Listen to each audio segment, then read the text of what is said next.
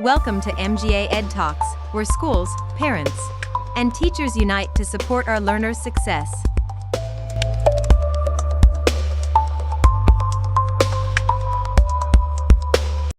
Does it start?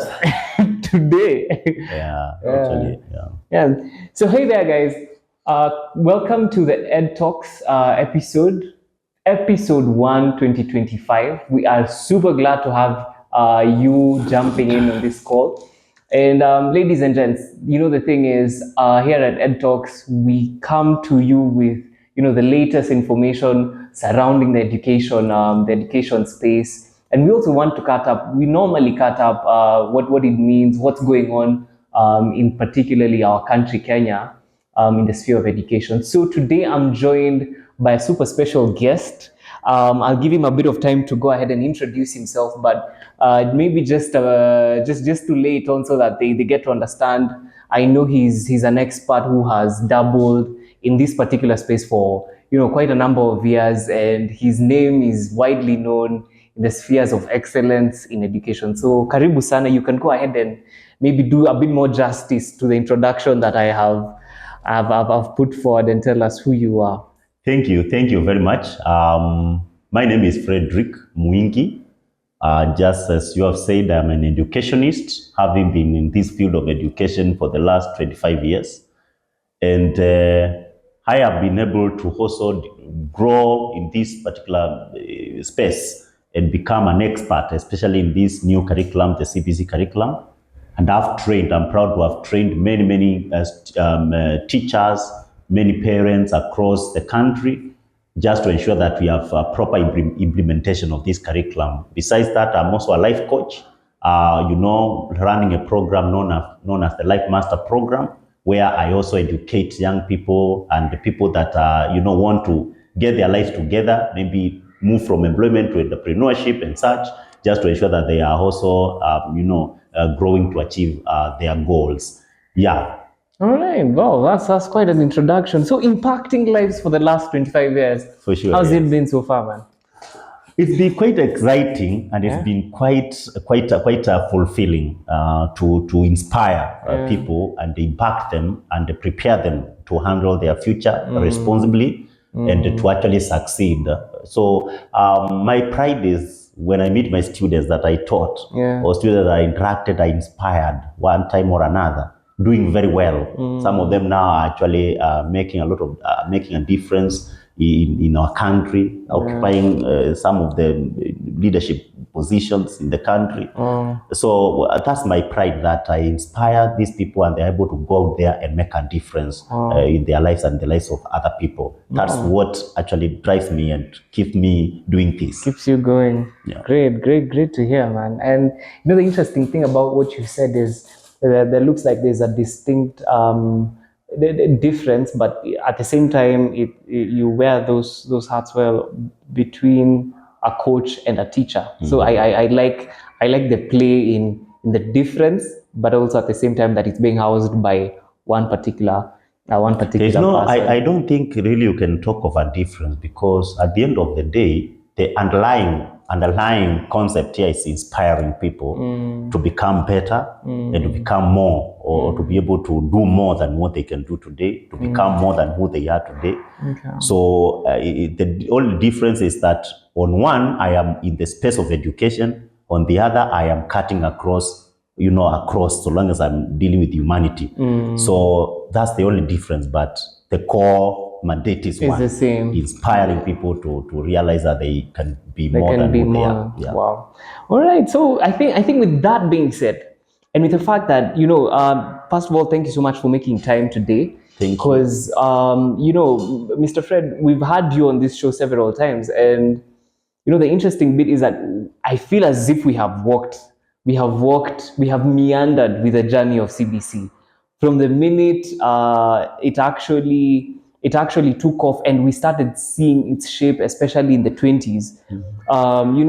With Prof. Magoha, who was actually the one who was really spearheading this particular, who was steering this ship, and rest his soul in peace. And now we are in 2025, and I feel like it's such a big year for CBC. I don't know whether you'd agree. Yeah, I think I agree that it's been a journey Yeah. since 2017 when we had the first, when this curriculum was first, Launched. launched and piloted in our country. Yeah. And, I think for me, I can only say that we're covering the milestones successfully. It's not without challenges here and there, but when I look back look back to where we started and I see where we are today, I can tell that there has been a deliberate effort to ensure that this curriculum does not fail. Remember, we piloted this curriculum at grade 2. Grade 2. So from grade 2, and now we are talking about the first lot, almost clearing the junior secondary and set to join the senior school. Then that tells you that there has been, concerted effort from all stakeholders to ensure that the curriculum actually succeeds, and that makes us proud. Of course, we can't say that has happened minus challenges. There have been really challenges. We call them teething problems. But the good thing is that we have all been engaged. The government has engaged, the schools have engaged, the educationists have engaged, and that's the beauty, that each one of us has brought their best. I can tell you would really do well in politics, because you can hear the man go ahead and call it teething problems, yeah. but it's been quite a journey. It's been quite a journey, and you know what? Let's for the sake of our audience. Since we want to go ahead and cut up where exactly we are in this particular journey, and just right as you've put, grade 9 is upon us, and next year we actually get to see what the entire CBC has been all about, right? But before we get that, let's look at the journey. Let's look at the various milestones there has been in our last episode. I don't know whether you can recap. Bam, here it is. We were talking about actually the integration of several what we call them in CBC now. We call them learning areas. And this was as a result of an announcement that was made late in, was it 2023? Yeah. Late 2023, going into 2024, and 2024 was a whirlwind of trying to put these things together, right? But even then, I'd want us to do a bit of a backtrack and get to see how the CBC journey has played out since the grade 2 that you talked about. So I am familiar, Mr. Fred, with that. We cannot talk about CBC if we do not start from the lower school. Yeah. And maybe you can take us through what do we see? What has been happening at the lower section of CBC? Yeah. So when we talk about the CBC at lower grades, we are thinking about kind of like, it's the time these children are getting socialized and integrated into the system of education. It's the time they start now understanding the direction. I mean, understand the concepts. Before it was just like building a foundation in preschool.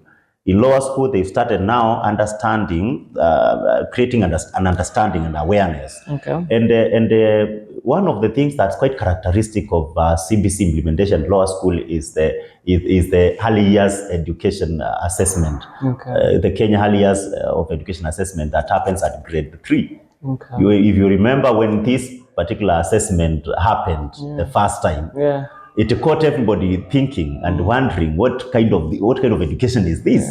Because one of the activities the children were engaged in was just going out into the marketplaces and cleaning. You see, that really was able to now show people that there's a great shift from the kind of education that we used to have before, where children used to be in class from morning to evening, taking subjects.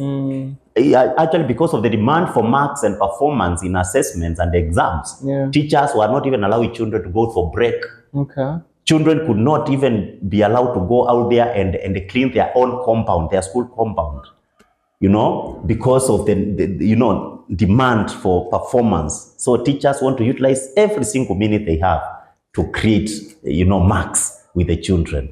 That is drilling them, coaching them, and all that. But now it is a case where children are being gotten out of class and not only sweep or clean their own compound, but go to the market, to the nearby marketplace, and clean. And now they had to improvise the dress code for this exercise and the cleaning materials. And now we saw for the first time children wearing gunias and sacks. And people were like, what's happening? You know? And that's the time when now the realization came in that CBC is a practical curriculum. It's a curriculum that wants to instill practical skills in these children. We don't just tell them that we need to keep our environment clean, but we want to take them out there and actually see them clean. And since then, that particular assessment has been a phenomenon by itself, because I mean, many schools now have got into the practice of organizing an event just to celebrate the children at grade 3 after completing that particular exercise for every year. I remember, like, is it last year when they were supposed to show their patriotism by just singing and performing the Kenyan anthem and the East African anthem, and then schools are creating events around there, and the children are given the space to come and do that performance before their parents. It's become a great thing at grade 3. Wow. So to me, I can say again, we must also understand that it's at that level of grade 3 that these children are assigned what we call the assessment number. And this assessment number is now kind of like what is the code that this will identify this child for every other assessment that they'll be able to do across the spectrum. So it's allocated at that point, because that's when they get registered in the government portal, in the NEC portal, and they are recognized by the government that now they are in the school system. So maybe just before we go further, so you've called it KEA. KEA is the assessment name, the Kenya Early Years Assessment. Early Years Assessment. So the question is, what competencies or what is the purpose of KEA? Okay, the purpose of this assessment, of course, is, as I said, is to give the children platform to practically, put into practice or practically perform that what they've learned. That is because the assessment has 2 parts. It has a written part and it has now the project. Okay. So the project is to have these children put into practice or apply the knowledge they've gained so far from maybe preschool to that level, and be able to perform that activity. And when they are performing, we don't just want to see them put into practice. We also want to see them bringing out some of the competences that they've gained over the time since preschool. So we want to see them perform this activity, and we want to see communication and collaboration coming out. How are they going to demonstrate citizenship? How are they demonstrating the critical thinking and problem solving? Wow. So the activity is not just to have them practice, it's also to give them a platform to demonstrate the competences. Because the main reason actually for this assessment is to help the stakeholders now, maybe the government, KICD, be able to assess the content of this curriculum. Are we headed the right direction? Is the content that the children have been taken through from preschool to lower really helping them be able to demonstrate the competences that we are aiming to instill in these children? So from the report that we get from the care assessment now, that's when you see several changes being initiated, including now the rationalization, because that evaluation, the report that comes from that assessment is able to guide on what needs to be removed from the curriculum, what needs to continue, what needs to be enhanced. It's a learning, it's a report that helps in learning and initiating changes to make the curriculum more effective.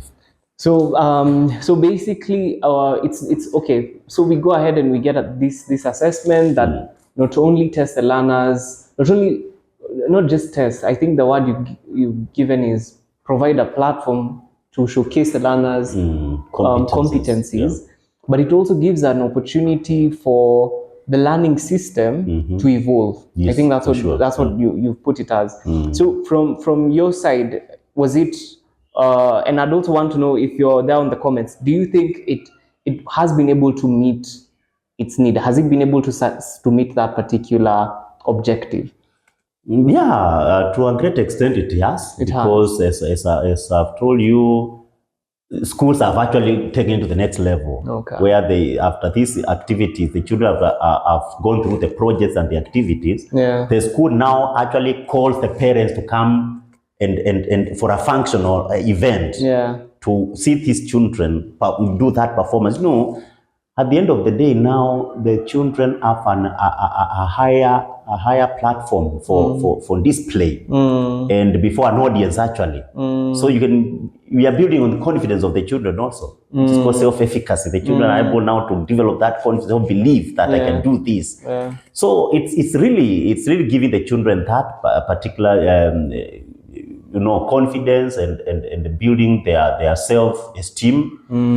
And even when you look at now the rationalization that happened, it also informed by this kind of report. So we can also say it has actually pushed the needle. Yes, it's pushed us closer. For sure. Interesting. So after grade 3, they do their assessment.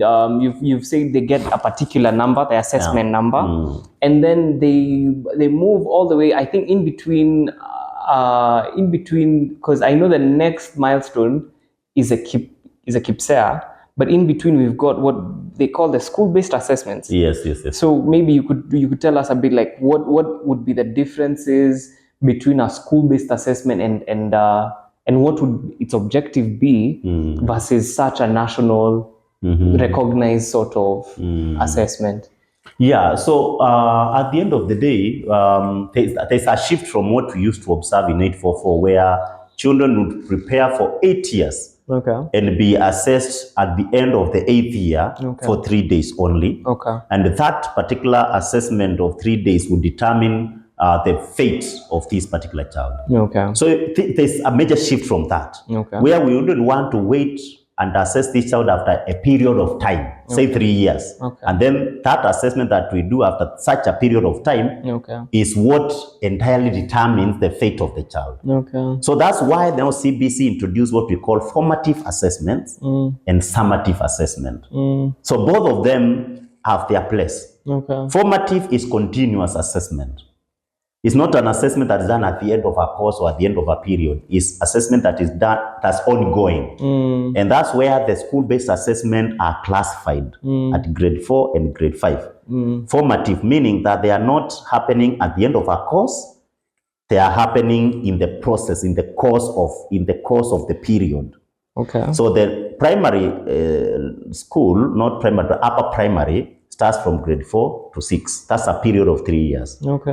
So at the end of the period of 3 years, they will do a national summative assessment called KIPSEA, Kenya Primary School Education Assessment, KIPSEA.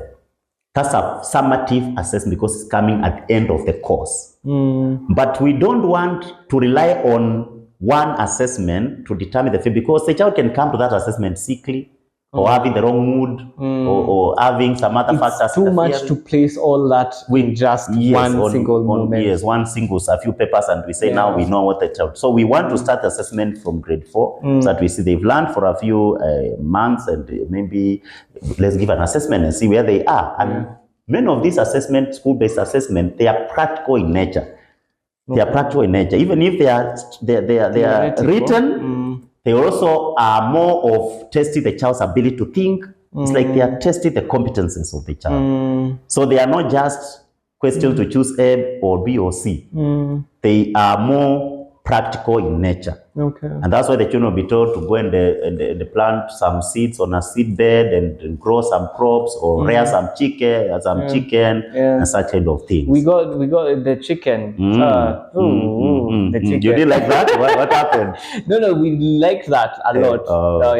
But it was tough at first, because we're wondering where we're going to get this chicken. But it's when you attach to it, you realize it is doable. It's very doable, and I think there was also an aspect that it unlocked for the students, because especially students in the urban areas having to go ahead and reconnect with nature in such a manner. I thought it was something impeccable. So those are school-based assessment, formative assessments, ongoing assessments, just to ensure that they build up to the final score of the child at grade 6. Interesting. Final score at grade 6. Let's go there now. That exam, of course, is called the KIPSEA. That's the one we've all actually had our eyes on. And we all thought, KIPSEA was going to turn out into some sort of KCPE. No. But it got the, it was paired up with the KCP actually of 23 and also I think of 22, I believe. And in 24, when we missed the national exam, we thought it would now take the front stage. But come January, it was silent. There was not a lot of hula baloo on this school performed like this one performed. So tell us, what objective did the KIPSEA set up for? Yeah, so we all understand that this is a new curriculum. Yeah. And especially the piloting class, that first class, really has gone through a lot of uncertainties, because every time they are going to the next level or taking a certain milestone, it's like there's no clarity of what next. Yeah. Until somehow before, as we jump into it, there's some clarity shed, and then we get into that phase, and we are one foot right in front of the other. So yes, we are not able to certainly say this is what's going to happen. Yeah. But there's always the rumors that come with all this. Yeah. So when during that time, I think it must have been 2022, the class of 2022, it is a pioneer class because 2022 now they're in grade 9 now. They were in grade 6 in 2022. Okay. So the first class. Okay. And everybody thought, the government was also actually sending this kind of signals that the junior school is going to be like a secondary school. Yeah. The way we know them now. Yeah. So it was like the KIPSEA would be used to place the learners, in secondary schools. Yeah. Then there was this also confusion of where is the junior school going to be hosted? Is junior school being hosted in secondary schools? In the typical secondary schools as we know them, or is junior school going to remain the primary? Yeah. And the government, for the longest period of time, was on the view that junior school is to be hosted in secondary schools. Yeah. And that's why you saw, through the guidance of the late Magoa, the government went ahead and constructed extra rooms in every secondary school in preparation for the first year of junior school, grade 8. Yeah.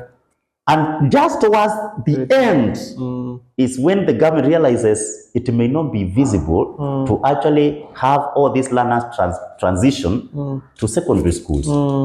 And then they now reverted to junior schools be hosted in the primary level. And that's now why you see when the first class did their KIPSEA, they did not report, they did not open with the rest of the students. They still stayed at home and were given a period of time, just the way we do class 8 in the 844, and they are waiting for calling and such. Yeah, so that confusion really caused a lot of confusion. There was a confusion. People did not know how to plan. Even private schools, some of them did not know how to place their resources. Move?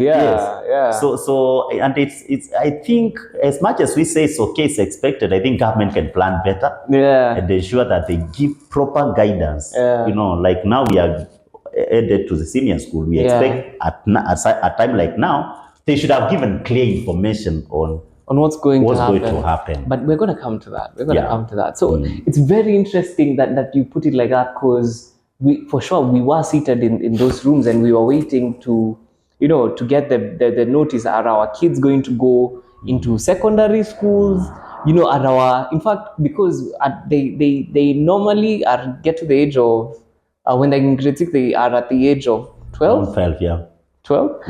So pivoting into high school at that age was quite a sight for many parents as well as other stakeholders, but it didn't happen.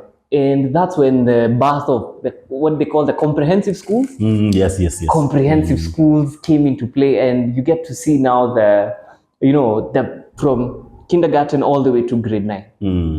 Now, Mr. Fred, we are at grade 9, and I hear there's a big one at the end of this year. What are we talking about? Are we crossing our fingers? Are we still expecting police at the end of because maybe they're the ones who make the exam, feel very examy, if I could put it like that. So what are we expecting at the end of grade 9? Okay, let me say that if the experience of what we saw in the past exam is something to go by, because in this last year 2024 we had the grade 6 seat for the KIPSEA assessment, and we did not have a standard 8 class seating. And we realized that police were withdrawn from assessment, from managing assessment. So we did not have the police weight wielding guns to supervise an assessment. That has transformed. We are yet to see what happens at the KIPSEA. I may not be able to confidently say we will not have police deployed to manage the assessment. But what I can say is that we are likely to see major shifts from the KCP kind of setup that we used to see in the first pass regime.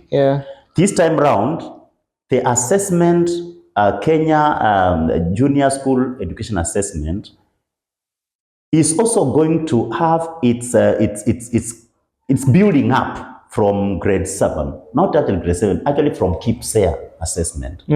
So it's not actually the assessment at grade 9, the score that the child will score at that particular national assessment, that will determine their final score. They have started already building up on their final score from grade 6. So the KIPSEA assessment will have an impact on the final score of the child at grade 9. Just like they will do a continuous assessment, school-based assessment, grade 7 and grade 8. And then they will now do the summative assessment, now the KIPSEA at grade 9. So how much impact are we talking about here? Probably from KIPSEA. No, KIPSEA will contribute 20% to to the final score of the child. And then the school-based assessment of grade 7 and 8 will contribute 20%. That's 10%, 10%. You're walking into that exam at the end of the year with your 40% already 40% done. is already done. So what we are going there to look for is 60%. Fred, maybe before we get into what happens hereafter, let's talk a bit about the changes that happen at junior secondary, because I think out of all the sections that had the various integrations done, I felt as if the junior secondary had the most impact. Because I do recall at a point they were going to go through 13, 14 subjects? 14 learning areas, right? And they had were those inclusive of the optional? They were inclusive of the optionals, And now we're talking about what, 11? No, 9. 9 learning areas. So with the 9 learning areas versus the 14, are we missing out on something? Is there a pivotal decision at the 14? Because I imagine the 14 must have been there for a reason. And now we're at 9.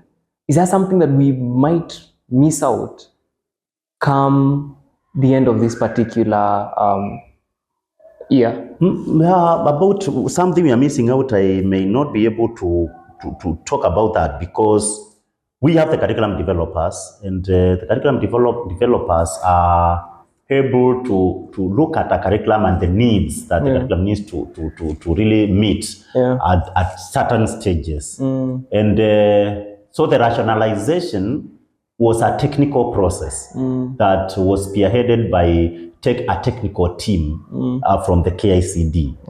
So of course we have subjects that were left out, and we have subjects that so we expect that if there's a subject, like for example we had a subject by the name life skills, that is no longer there, but it used to be a learning area before.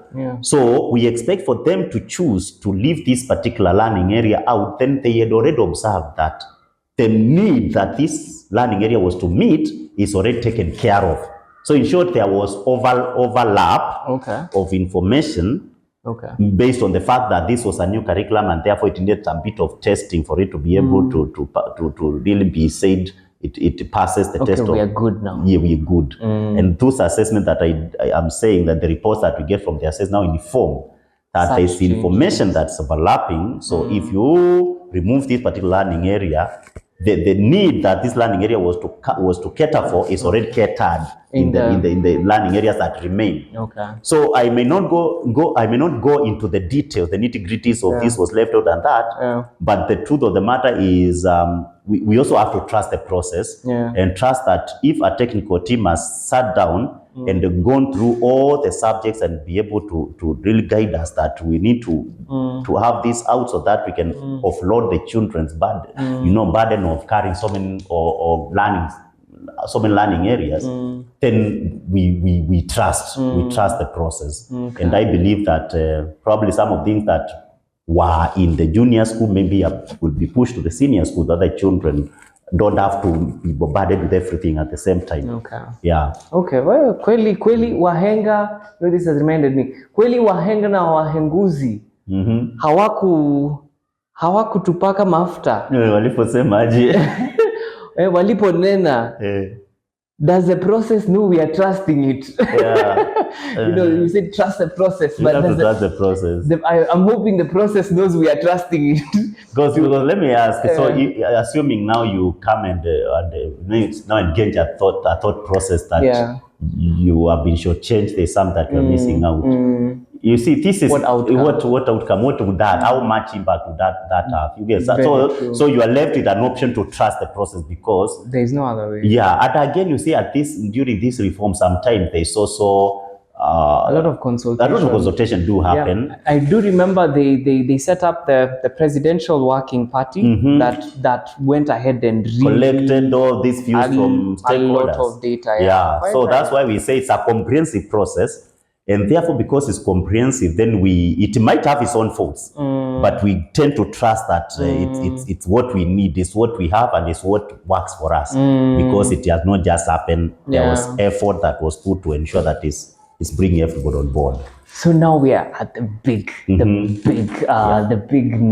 question. Yeah. The big question is, so we've taken our kids through the 9 years of, the 6 years of primary, the 3 years of junior secondary, not to forget the first 2 years back down at the pre-primary, right? And it culminates to, around 11 years of learning. Yeah. And now we're at the point where the postings are going to happen.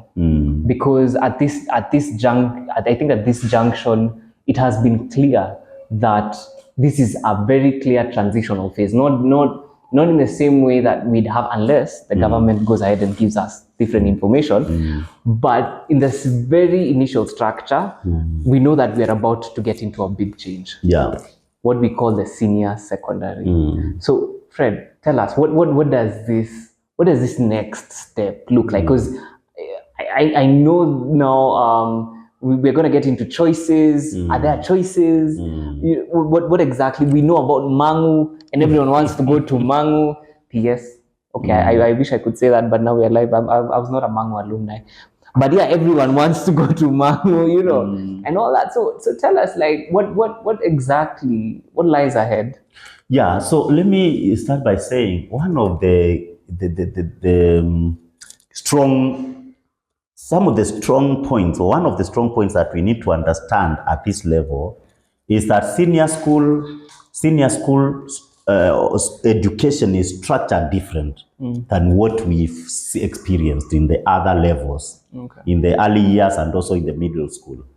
The senior school education, children now will get what we call specialization. And that's what makes it more interesting.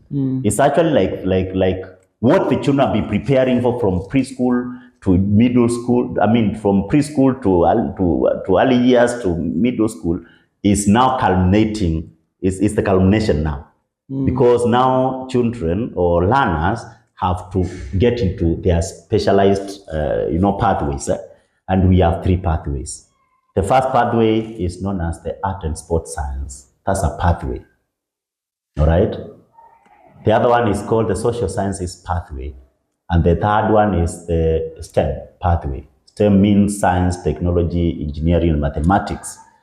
So maybe you can ask, why pathway? Why are they leading us to their path? They're called pathways. Where are they leading us to?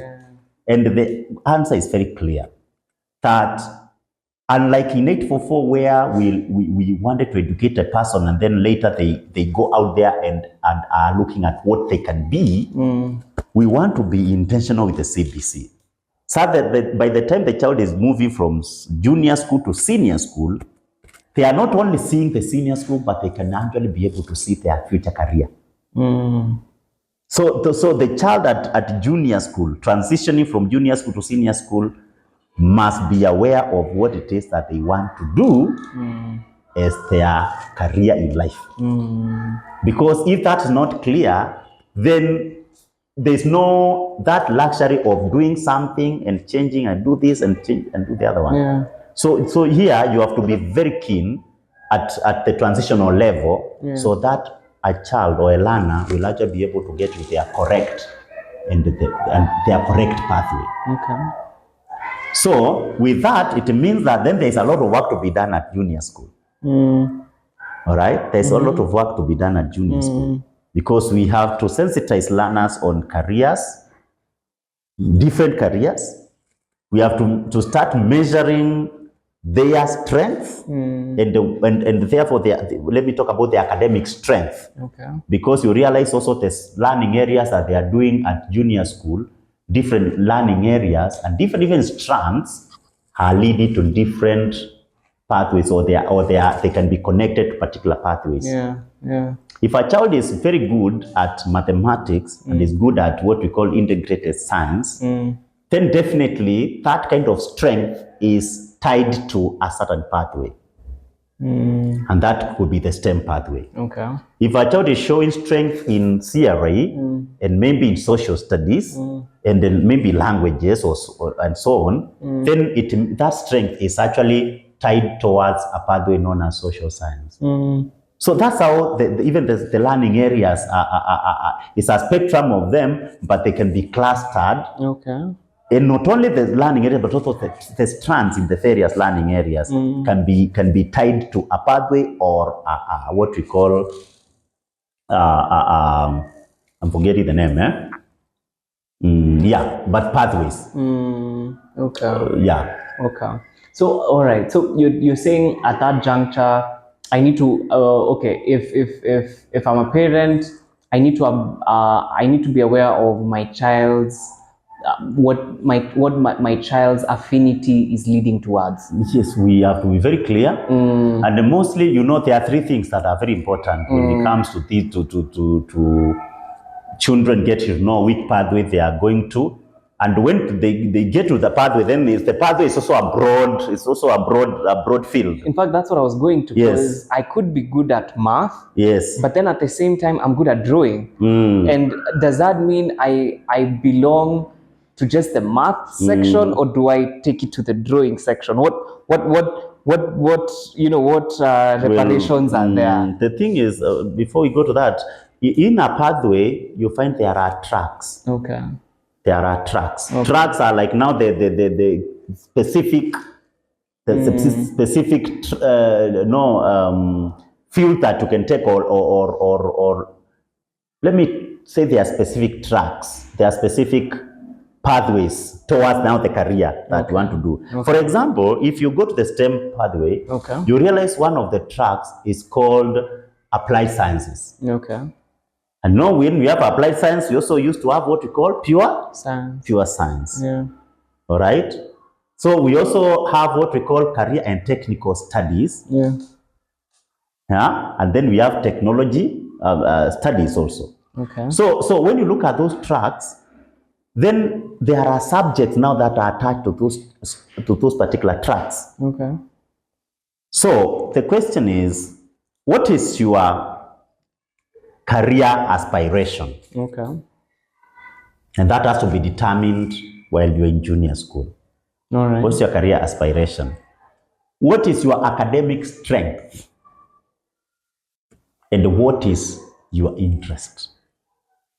And that's where now the thing you're asking comes in now. My performance in drawing, that's what we call visual arts. Yeah. I'm good. Exactly. So it shows I can go to the art and sports science, yeah, and take the visual arts pathway or track. pathway or track. Yeah. But I'm also good in science, the greatest science. Yeah. So I can go to the STEM pathway and maybe take the pure sciences or something like that. So the question is, so where do I go? Yeah. Now the question is, what is your interest? Okay. Because when you go to art and sport science, and you go to the visual arts, then you are likely to become an artist. There's a career. There are careers that are around there. Okay.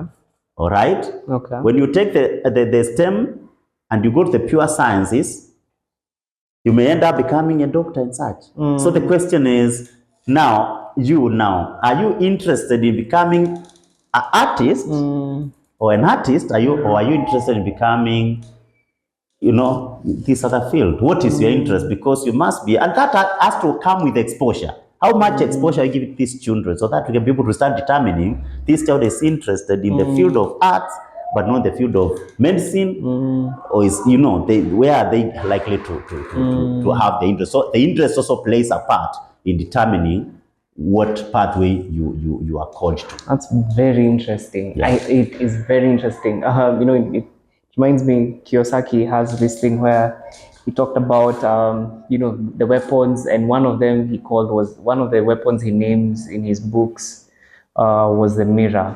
And there has to be a lot of self-awareness in the making of this decision. Yes. You've actually based that particular answer on three things. From what I'm hearing from you, pivoted it into, it has to be an amalgamation of interest, has to be an amalgamation of performance, and has to be an amalgamation of the career aspiration. And this career might also be determined by your personality. Is your personality, what personality do you have, and what's that aligned to? Which career is that aligned to? Powerful. Yeah. Powerful. My question is though, what are schools doing? Do schools know this? That's the first bit. Do schools know this? Do they know they have to take into consideration this cocktail of different components, and then they have the kids drink it and probably come out with turning, like I remember in it's in chemistry, where the pH changes color, and now you can tell, okay, this guy is what's happening in the schools? Let me say, when it became apparent that from junior school to senior school, children will actually go to specialization, and we have to really guide the children so that they don't find themselves in the wrong pathway. Yeah. I am also the CEO of the MG group of schools, and I remember in our discussions, so that we can be able to launch the junior school. When we were discussing on how we are going to launch a junior school in our school, one of the discussions that we had was, how do we ensure that each one of the children is properly assessed and monitored and guided, so that by the end of the junior school, grade 9, we can usher each one of them into their rightful pathway. I still hold that as my promise to the community that I serve, that at the end of grade 9, and now there we are, it's a few months from now, that I should be able to deliver each one of the children that we have at grade 9 to their rightful pathway. That at the end of the day, when they are cleared with senior school and university, each one of them will say, yes, I am in my dream career because my teachers at the junior school guided me properly to get my right pathway, and now I'm fulfilled as I perform in this career. Now that is what each school, is a mandate each school has to the parents or to the clients that they serve.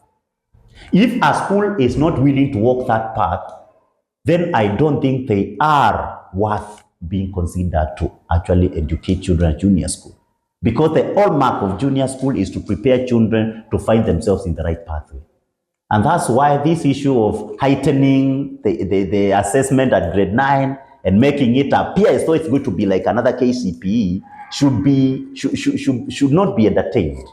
Because children are not going to, or learners are not going to find themselves in the right pathway just because they passed that KGCSE.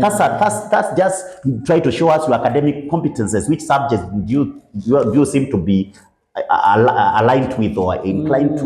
Okay. So that we can also look at the other things and then we can place with the right pathway. So when we start making the assessment look like it's everything, It's competitive. It's competitive. It's externally competitive. Yeah, that's how the kind of people are trying to bring that back. And I think the faster we dilute that, the better for everybody, because that is what is going to make children actually miss out their opportunities. Because it's going to we are going to get into drilling of children. We are going to get people will start even getting to these things of stealing the exam for children, and that will mess the whole effort that has been put since the CBC began. Because the biggest goal here is the child to position themselves into becoming who they are meant to They become. were meant to become. That's the biggest. That's it. And if that does not happen, then everybody should be ready for blame, because we have the opportunity, and that's why now this knowledge needs to be shared with everybody. And everybody who is willing to listen needs to get to engage with this conversation, because it's the right conversation at the right time, and it's the conversation that everybody that wants to make it or wants to make an impact in the lives of the children that they are serving, then they cannot run away from. Let's understand that at junior school is the time we need to expose our children. We need to keenly look at our children, assess them properly, ensure that we've understood who they were meant to be. Seeing the inner person, seeing that person, the inner person. What are the strengths of this person? What are the passions of this person? What are the interests?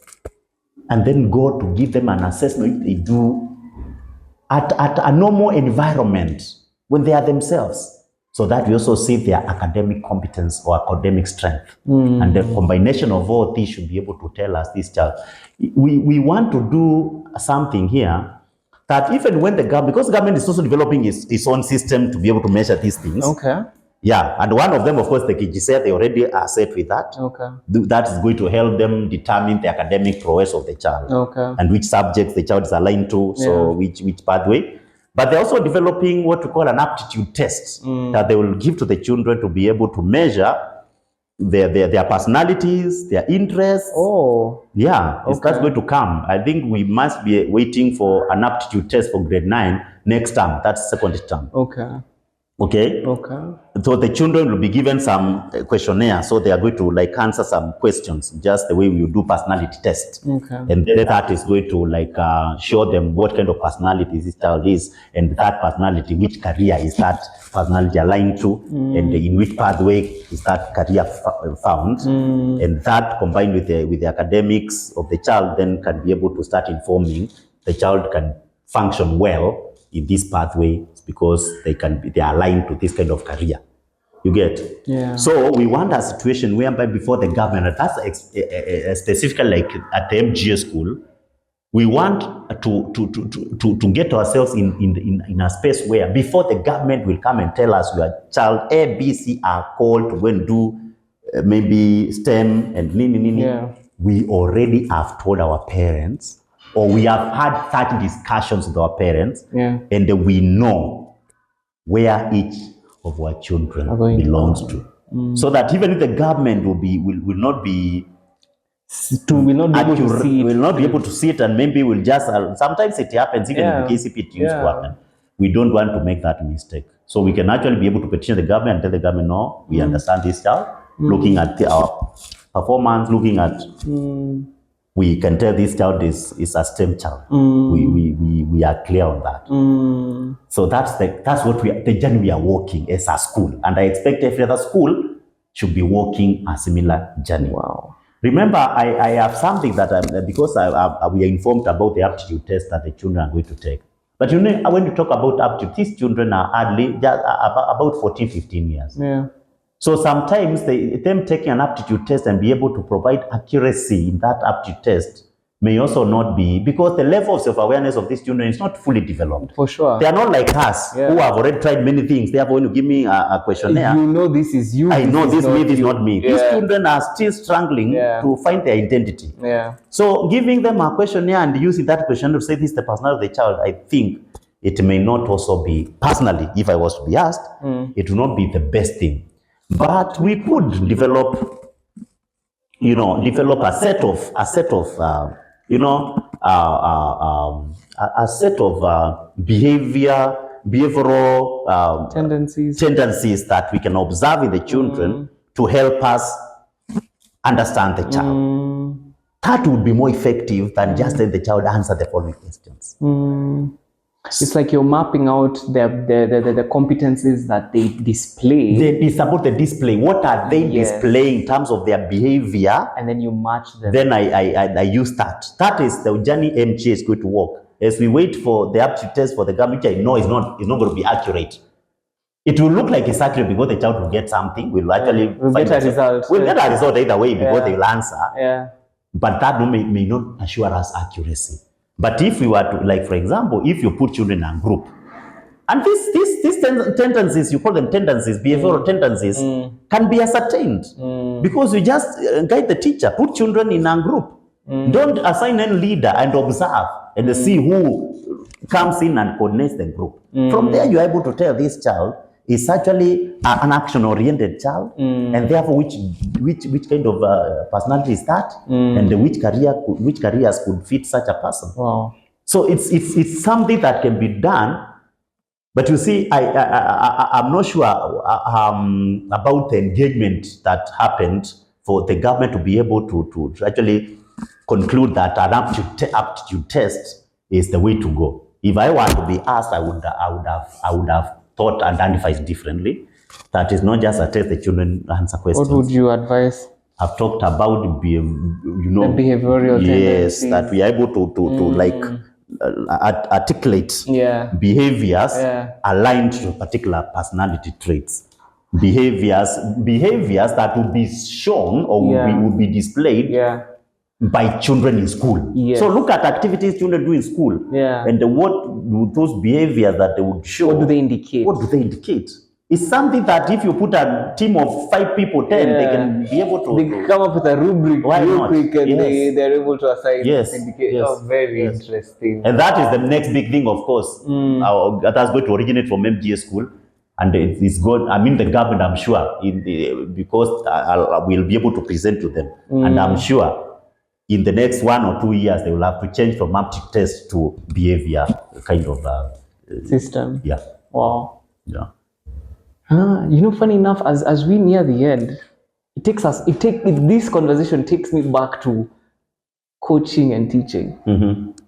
Because it sounds like the teacher's work has changed from simply providing results into being able to make sense of what do these results mean. Yes. It's no longer. But that also needs a lot of capacity building. Yes. Because the teacher who taught in the 844 system is the same teacher. It's the same teacher in the classroom in the CBC, and we are expecting to see a child display a certain behavior and make sense of that behavior. Yes. Before, these people just knew how to mark papers and they provide a result for a child. Now you are telling them to make sense of behavior of children. So it's not easy, but it has to be done. It has to be done. Mr. Fred, we are almost ending. We are almost at the end of our time. Any comments that you'd want to share to the world, to your community that you're serving, to anyone out there? Yeah. First, let me talk to the community that I'm serving. And because, as I said, I made a promise to the parents that, brought children to MGA school for the junior school. And I said that our goal is one. We may not assure very good results in terms of the assessment that will be done, but we promise that at the end of the course, that is the junior school, grade 9, then each one of our learners will find themselves or will be transitioned to their rightful pathway. That I gave as a promise, and we are on course on that journey. The only thing I can request is that we cooperate, because this, as I said, is enormous work. It is not work that can be left to one side of the stakeholders. The teacher alone will not make it, the school will not make it without the parent, the child has also to be involved. And as I said, there's a lot of capacity building that needs to be done.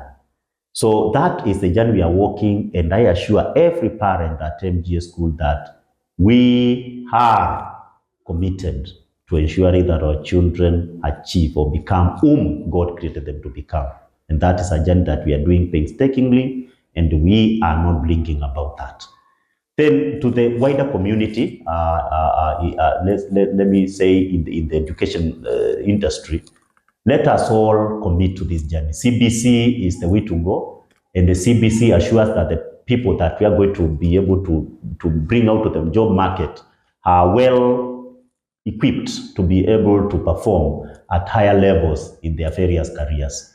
And that cannot be achieved by us taking the junior school education very seriously and ensuring that we are enlightening the children and the parents and everybody about what these pathways in senior school mean and what we need to do to be able to place the children in the right place.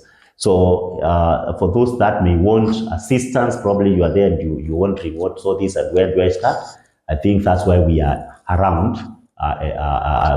Personally, let me say that's why I'm around, because I could share this knowledge. It's knowledge that we can share for free. We don't have to really keep it to ourselves, because we need to change the education space in Kenya. And that can only change by us coming out and sharing what we have and all of us getting engaged in the process.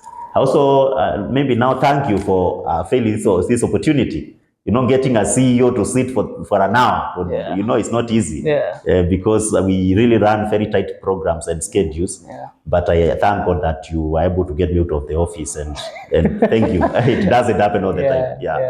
Thank you so much. And speaking of gatekeeping information, I know the MJ Schools is about to also run an event. Yeah, sure. Yeah, that's going to go ahead and cut up a bit more into what exactly the senior secondary, I could call it the senior secondary vista or process or system is going to look like. Yes, because we cannot run away from what the government wants to do. We would want to engage the government, because we also need to understand the system the government is setting up for, to ensure the placement of children. Because as much as we also know what we want to do to ensure we know where the child will go, we also have to know what the government is planning to do, so that we are aligned.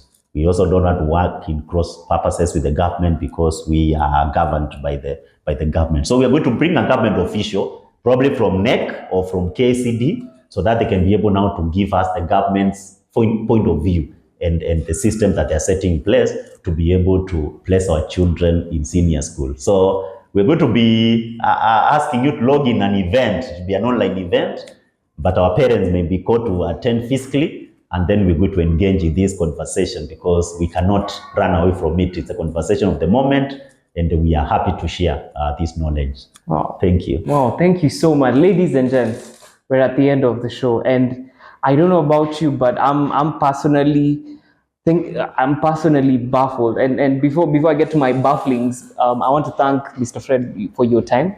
I think, just like you said, it's a busy term. First term is always so busy, but thank you for taking out the time, and not just the time, but also the effort. I'm sure you guys got to hear the dripping passion that our educator is having for the future generation. So thank you so much. Welcome.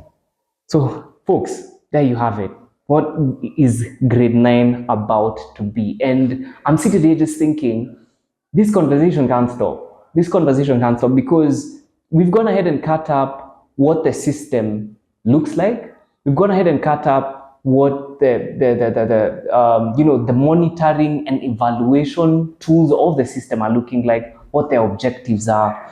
But I feel a pivotal point of this conversation has happened at the point of who are the people running the system. Because it means that not only did CBC demand different, and I think that's what they kept on saying. They kept on saying the child is at the center, the child is at the center.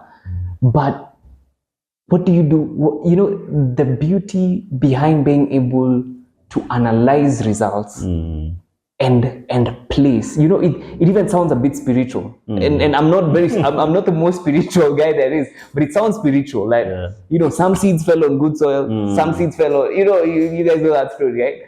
So it sounds like the teachers or the facilitators of this system have their tasks set out for them. The question is, do they know that? But ladies and gents, that's why EdTalks is here. We are going to be talking about this till we get our answers right? So ladies and gents, I want to call it an episode. See you on the next, where we get to cut up more on education matters. Bye-bye. Thank you. Yeah.